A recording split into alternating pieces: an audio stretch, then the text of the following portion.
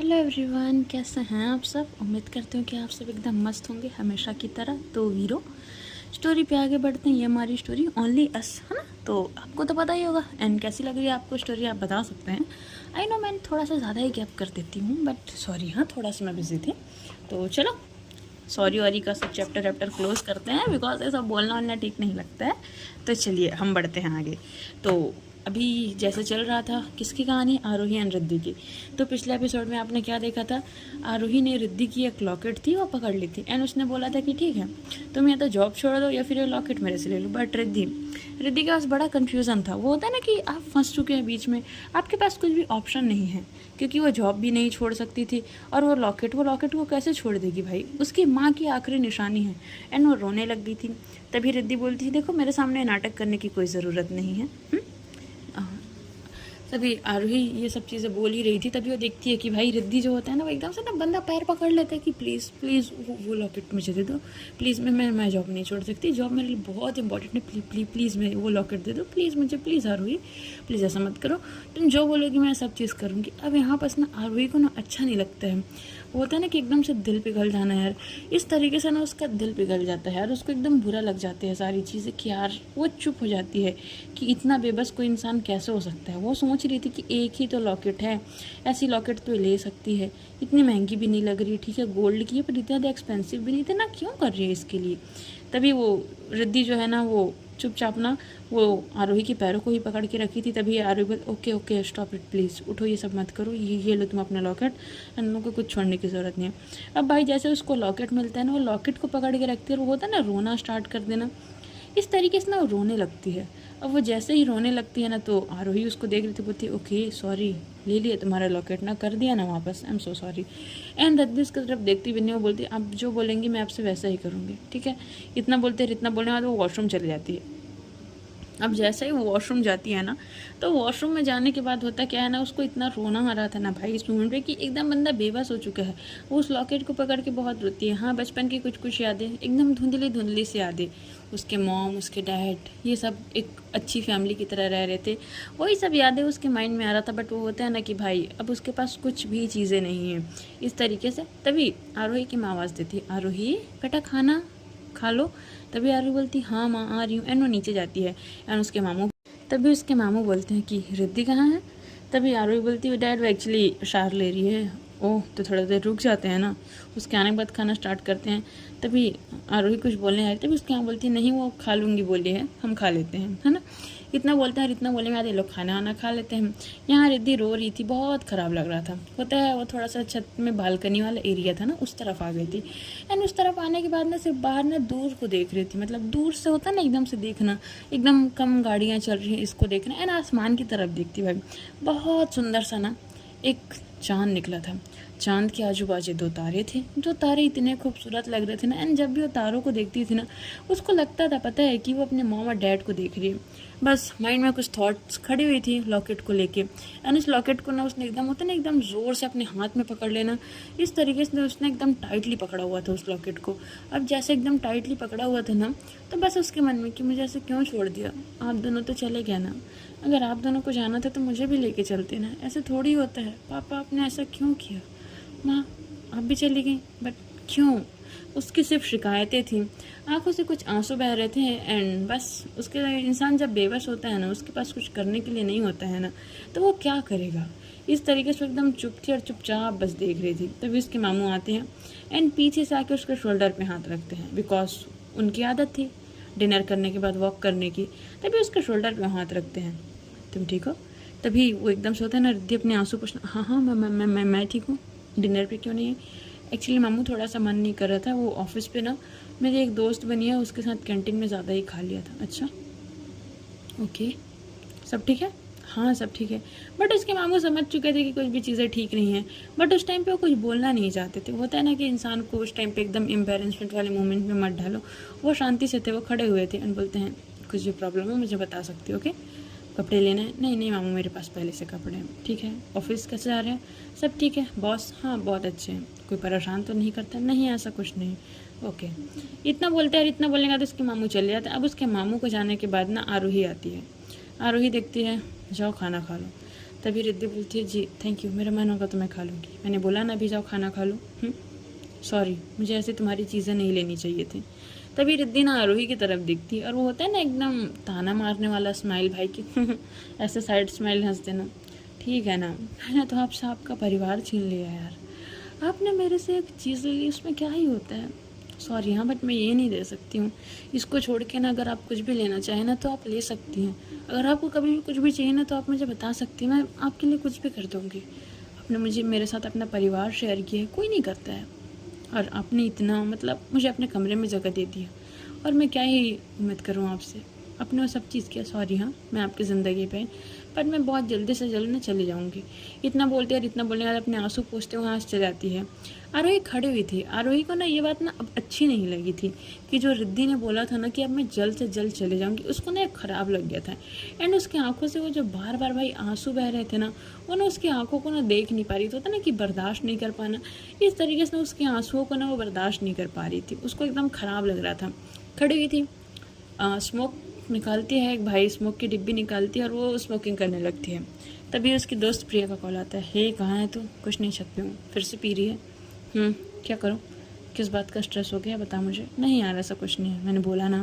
क्या हो गया आरोही, बता मुझे। कुछ नहीं, बस बहुत टेंशन है। टेंशन?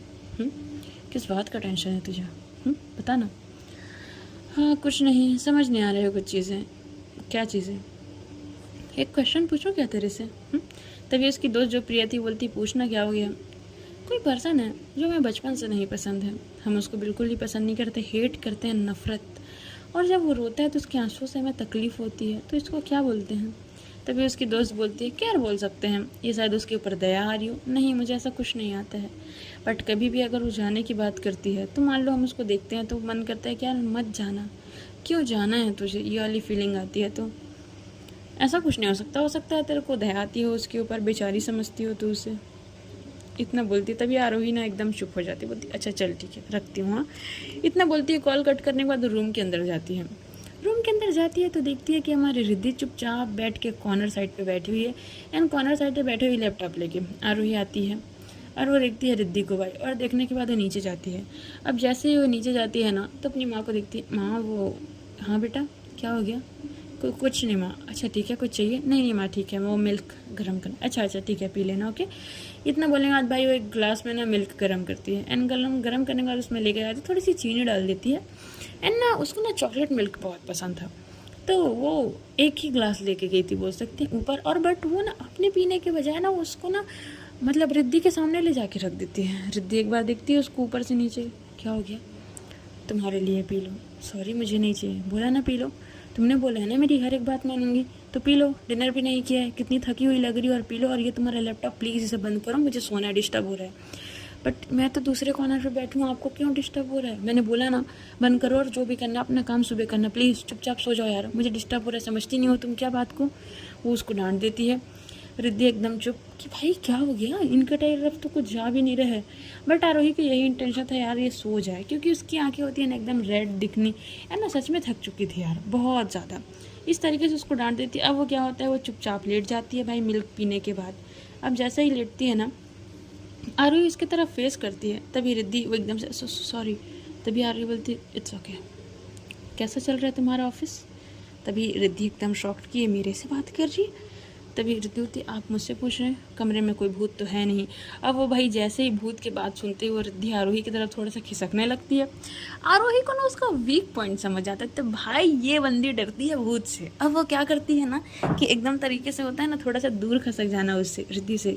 तभी बोलती है तो बताओ कैसा चल रहा है तुम्हारा ऑफिस? तभी रिद्धि बोलती ठीक ही चल रहा है। ओके, सबसे पहले डरना बंद करो। हाँ नहीं डर रही हूँ। तो ऑफिस में कोई भूतिया रूम है क्या? अब वो फिर से भूतिया रूम की बात सुनते हुए रिद्धि, नहीं ऐसा कुछ नहीं है, प्लीज़ आप ये बोलना बंद करेंगे? क्या बोलना बंद करूँ? भूतिया रूम या कुछ और? पता है तुमको एक कहानी सुना? रिद्धि बोलती नहीं मुझे नींद आ रहा है। तभी आरोही ना होता ना थोड़ा सा बैठने और लेटने वाले पोजीशन पे वैसे आ जाती है भाई। एंड वो ना रिद्धि की तरफ थोड़ा सा देखते हुए बोलती, तुमको एक कहानी सुनो, तुमको तो पता है ना मैं बाहर से पढ़ाई करके हूँ। हाँ तो जहाँ मैं फ़र्स्ट टाइम गई थी ना, क्वार्टर जहाँ लिया था मैंने, एंड जहाँ मैं रहती थी पहला फ्लैट, वो फ्लैट पता है मुझे बहुत सस्ते में पड़ा था। कितने सस्ते में? सिर्फ $10। इतने सस्ते? हाँ। क्यों, तुमको पता है? रिद्धि एकदम शांत हो जाती है। रिद्धि बोलती नहीं, क्योंकि ना उसमें से रात से ना आवाज़ें आती थी भूत वाली। अब भाई जैसे वो गिर बोलती है ना, रिद्धि एकदम चुपचाप अपने आप को पूरे तरीके से ब्लैंकेट में कवर कर लेती। अब आरोही, उसको ना मज़ा आ रहा था। अब वो क्या करती, उठती और सारे लाइट ऑफ कर देती है। रिद्धि बोलती है लाइट क्यों ऑफ किया? आरोही बोलती तो क्या, हमेशा लाइट ऑफ करके ही सोते हैं। बट हम सो तो नहीं रहे ना। सो जाते हैं, मैंने सुना है रात को 12 बजे से लेकर 2 बजे तक भूतों का आवाज़ होता है। अब वो और डर जाती है यार, वो बहुत डरती थी पहले इन सब चीज़ों से, और वो ऑलरेडी और डर जाती है। वो एकदम क्या करती है, चुपचाप ना एकदम बेड के कॉर्नर पे लेट जाती है। होता है ना कि एकदम लेटना भाई, और मन ही मन में हनुमान चालीसा पढ़ रही है ना कि वो भाई भूत प्रेत निकट ना आवे, यही सब चीज़ें कर रही है ना एकदम मन ही मन में ना। अब ये सब चीज़ करने के बाद आरोही लगभग आधे घंटे तक चुपचाप लेटी रहती है। अब जैसे रिद्धि को लगता है कि पूरी तरीके से सो चुकी, आरोही क्या करती है, एकदम धीरे से भाई उसके ब्लैंकेट में जाती है। एंड उसके ब्लैंकेट में जाने के बाद ना वो धीरे से ना अपने जो हाथ थे ना वो रिद्धि के ना कमर पे रख देती है। एंड एकदम थोड़ा वॉइस चेंज करके होता है ना, तो स्वागत नहीं करोगे हमारा, 12 बज चुके हैं। भाई वो इस तरीके से रिद्धि एकदम चिल्ला के उठना होता है ना कि मम्मी भूत, वो बंदी ऐसे ही बेड से जंप करके नीचे उतरती है। आरोही का जो हंसने का वो था ना, वो कंट्रोल ही नहीं कर पा रही थी। वो अपना पेट पकड़ के बैठी हुई थी बाहर, इतना ज़्यादा उसको हंसी आ रहा था ना, उसके ना पेट में दर्द होने लगा था। वो इस लेवल तक हंस रही थी। रिद्धि देख रही थी कि क्या है, हाँ कि क्या बदतमीजी, ऐसे नहीं करते हैं। तभी आरोही बोलती है यार तुम सच में डबल बैटरी हो क्या? तुमको ठीक है चश्मा लगा है, ठीक है, बट इसका ये मतलब थोड़ी है कि भूत वूत नाम की चीज़ें होती हैं। इतना नहीं, तुम अपने आप को देखो यार, तुम कैसे डर सकती हो यार, इतना ज़्यादा कोई कैसे डर सकता है यार, क्या होगा रिद्धि, उफ यार तुम तो पूरी तरीके से यार। वो हंसने लगती है। रिद्धि बोलती देखो ये सब ना मेरे साथ मत किया करो। तभी आरोही बोलती तुम्हारे साथ कुछ करना नहीं पड़ता है, तुम खुद के साथ खुद ही कर लेती हो, मैंने कुछ किया था क्या? तुम तो भूत बोल के उछल पड़ी यार तुम। इतना बोल के वो हंसने लगती है। भाई वो हंसते हंसते बंदी बेड से गिर जाती है। तभी वो जैसे गिरती है ना, आरोही आती है, आप ठीक हो, आप ठीक हो ना? तभी आरोही बोलती ठीक हूँ मैं, मुझे क्या होगा। एंड ना जैसे ही वो आती है ना, रिद्धि ना उसको ना उठाने के लिए नीचे झुकी थी। तभी सडनली क्या हुआ था ना कि रिद्धि ने ना वो लॉकेट पहन ली थी। एंड जैसे वो लॉकेट पहना था ना, आरोही ने शर्ट पहनी थी। एंड उसके शर्ट के बटन के साथ ना उसके लॉकेट ना फंस जाते हैं। अब भाई दोनों का इतना स्ट्रॉन्ग आई कांटेक्ट हो रहा था ना, आरोही ना बस रिद्धि को देखे जा रही थी। होता है ना एकदम आँख भर के रच को देखना, इस तरीके से ना बस वो उसे देखे जा रही थी। अब जैसे ही उसे वो देखती है, देखते देखते भाई होता क्या है कि पूरा उसका ध्यान उसी की तरफ वो ना देख रही थी। रिद्धि ना बहुत सुंदर थी, पता है उसकी आँख एकदम होते ना बड़ी बड़ी आँख वाले, इस तरीके से उसकी आँख बहुत बड़ी थी, उसके आईब्रोज एंड उसके लिप्स, हर एक चीज़ एकदम प्रॉपर शेप में था।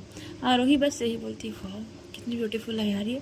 तभी रिद्धि का क्या, तभी आरोही उसको धक्का देके अरे हटो यार, क्या, हाँ क्या, सो जाओ। वो उठती है और उठने के बाद बोलती है कि ठीक है सो जाओ चुपचाप।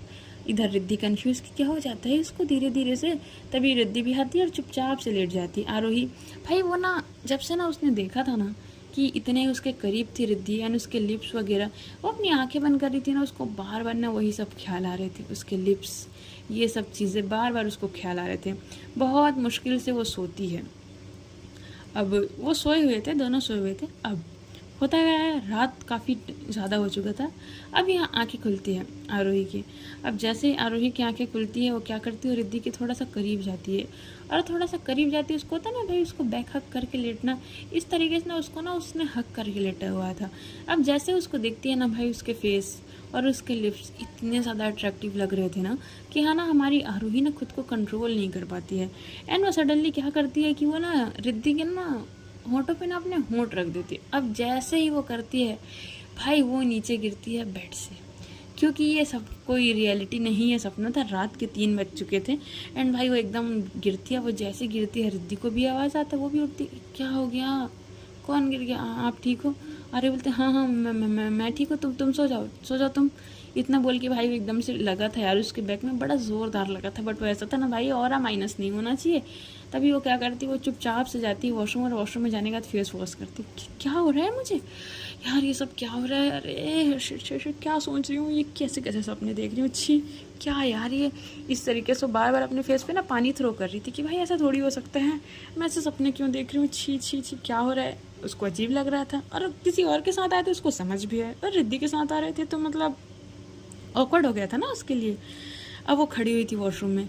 वॉशरूम में खड़े होने के बाद भाई वो फ़ोन लेके ही जाती थी हर जगह। वो कॉल करती, हे कहाँ है रे तू? फिर बोलती, क्या हो गया, सब ठीक है ना? आप ठीक हो ना? यार मैंने एक सपना देखा। अच्छा सपना देखा? क्या सपना देखा? यार इंडिया में 3:30 बजे हैं मॉर्निंग के। हाँ मैं जानती हूँ टाइम का डिफरेंस, और यहाँ 2 बज रहे हैं आफ्टरनून के। यार तेरे को पता है क्या, वो मैंने किस कर दिया किसी को। वाह, सपने में? मतलब मैडम रियलिटी ज़िंदगी में अपने किस वेस्ट नहीं कर रही, सपने में कर रही है। कौन था वो हैंडसम हंग, बता। यार तो सुन तो सही। हाँ बोलना। वो कोई लड़का नहीं, कोई लड़की थी। हाँ तो कौन थी ब्यूटीफुल गर्ल? यार सब नॉर्मल है यार, बताओ ना। यहाँ अब्रॉड से थी क्या कोई? नहीं तो कैसी दिख रही थी? बहुत प्यारी थी यार। हाँ और आगे बता क्या क्या हुआ? तभी वो सारी चीज़ें बताती है, एंड वो सारी चीज़ें बताते बताते ना वो खो जाती है, तेरे को पता है। उसकी आंखें उफ बहुत बड़ी बड़ी, एंड उसके लिप्स इतने ज़्यादा पिंक थे ना, और इतने ज़्यादा वो इतना अच्छे लग रहे थे ना यार। तभी उसकी दोस्त बोलती, ओए बहन मुझे फ़ील नहीं करवाना है, सुन सुन इधर सुन, हेलो। तभी बोलती, अरे फ़ील नहीं करवा रही हूँ, बता नाम बता मुझे, उसका नाम बता। नहीं नाम नहीं बता सकती। क्यों? मुझे खुद नहीं पता है तो तुझे क्या नाम बताऊँ? भाई उसको अजीब लग रहा था कि पहले तो मैं इसको पसंद नहीं करती हूँ, अब मैं इसके बारे में बताऊँगी तो कहीं ये सब चीज़ गलत ना सोचे। यही सब चीज़ सोच के ना वो कुछ भी नहीं बोलती, और वो कुछ भी नहीं बोलने के बाद ना वो बोलती चल रखती हूँ।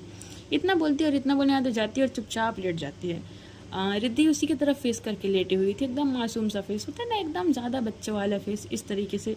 उसके कुछ बाल ना उसके ना फोरहेड पे आ रहे थे, वो ना पीछे कर दिया। पीछे करने के बाद ना एकदम हल्के से ना उसके ना फेस को टच करती है। अब जैसे ही उसके फेस को टच करती है ना, फेस को टच करने के बाद एकदम से होता है ना कि अरे कितनी मासूम है, एंड इसकी स्किन कितनी ज़्यादा सॉफ्ट है। इस तरीके से टच किए जा रही थी। तभी रिद्धि थोड़ा सा कि ऐसे करवट लेना होता है, तभी चुपचाप लेट जाती है। वो रिद्धि को देख रही थी, पता नहीं कुछ समझ नहीं आ रहा था उसको। अंदर ही अंदर कुछ ना कुछ उसको होता है ना कि अंदर अंदर इंसान की फीलिंग डेवलप होना। फीलिंग्स एक ऐसी चीज़ें हैं कि अगर हमें किसी के लिए फीलिंग आती है तो हम नहीं समझ पाते हैं कि फीलिंग्स आ रही हैं, जस्ट ऐसा ही था। तो यही सब चीज़ें थी। अब होता क्या है, रात निकल जाता है, लगभग सुबह वही एज़ यूजल सब रूटीन चलते हैं। अब यहाँ हमारी आरोही मैडम उठती है 8:30 बजे के आसपास। रिद्धि ने ऑलमोस्ट सारा ब्रेकफास्ट बना दिया था। आरोही उठ के सबसे पहले मेल चेक करती थी कि कहीं से रिप्लाई आया है कि नहीं। तभी उसके पास एक मेल आता है, मिस आरोही आप सिलेक्ट हो चुकी हैं जॉब के लिए एंड सीनियर मैनेजर के पोस्ट पे। अब वो इतनी ज़्यादा खुश होती है ना, दौड़ती हुई नहीं जाती, माँ आपको पता है मेरा जॉब में सिलेक्शन हो गया।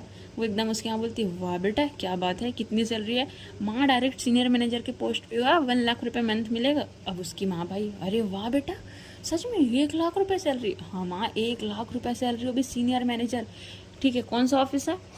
माँ वो एक है ना इंटरनेशनल ऑफिस, उसी पे सिलेक्शन हुआ है माँ मेरा। चल ठीक है बेटा बहुत अच्छा है, कहाँ पर सही है?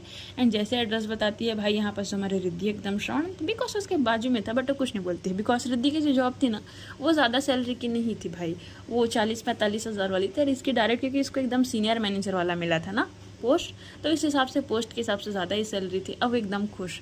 अब उसकी माँ आती है, भाई वो फ्रिज से मिठाई निकाल के, बेटा मुँह मीठा कर। तभी रिद्धि आती है, क्या हो गया मामी? अरे तेरे को पता है मेरी बेटी की जॉब लग गई है और तेरे से ज़्यादा वाली सैलरी पे। तभी रिद्धि, कॉन्ग्रेचुलेसन आरोही। आरोही बोलती है थैंक यू।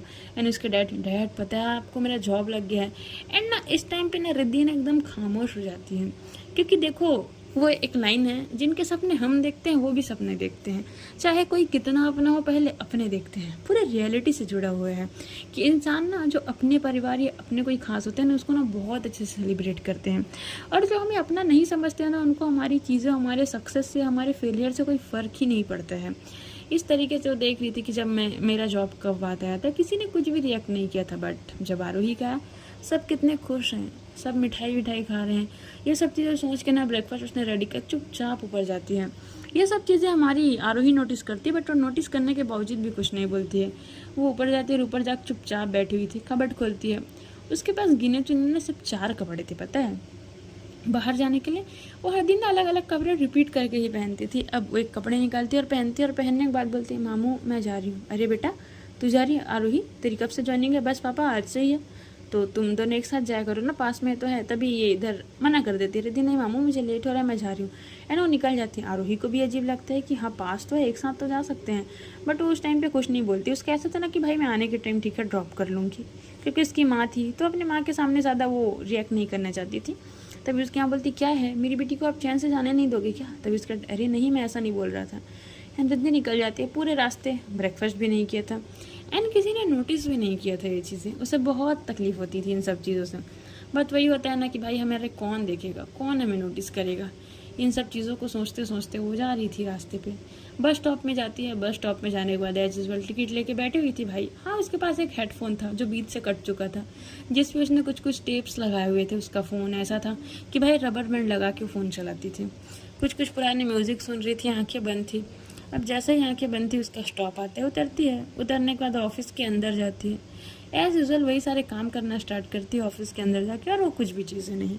आरोही दूसरी तरफ इतनी बेहतरीन तरीके से रेडी होती है ना भाई, उसके पास कपड़ों का कलेक्शन था बोल सकते हैं बंदी के पास। एकदम मस्त रेडी होती है। रेडी होने के बाद एक ऑफिस बैग निकालती है और अपने कुछ कुछ ज़रूरी डॉक्यूमेंट्स रखती है और भाई वो कार लेके निकलती है। उसकी मॉम एकदम होता है ना दही शक्कर खिलाना कि बेटा अच्छे से करना, ये सब चीज़ें कर दी थी।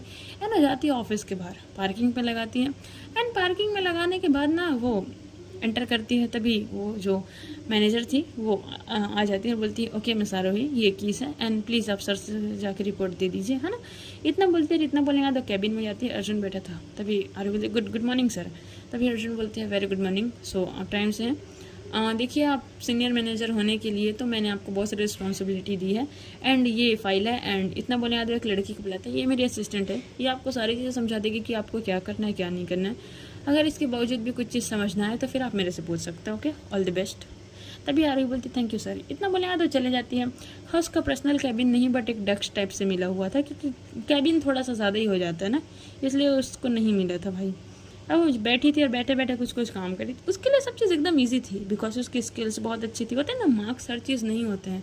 अगर आपके पास स्किल्स है तो आप कभी भी कुछ भी कमा सकते हैं। यही सब चीज़ था भाई, उसके पास स्किल्स थे, वो सभी चीज़ों को अच्छे से कर रही थी। उसने बहुत अच्छे से सीख लिया था। अर्जुन काफ़ी इंप्रेस था। जूनियर मैनेजर वो भी बहुत बोलते मैम ये ठीक किया। ये सब चीज़ें करके हो रही थी। अब होता है लंच ब्रेक। अब जो रिद्धि का ऑफिस था ना और जो आरोही का ऑफिस था, दोनों का कैंटीन एकदम सेम था। अब एकदम सेम होने के बाद सब लंच ब्रेक पे जाते हैं। रिद्धि नहीं जाती थी क्योंकि उसके पास इतने इनफ पैसे नहीं होते थे वो कैंटीन से कुछ खा सके।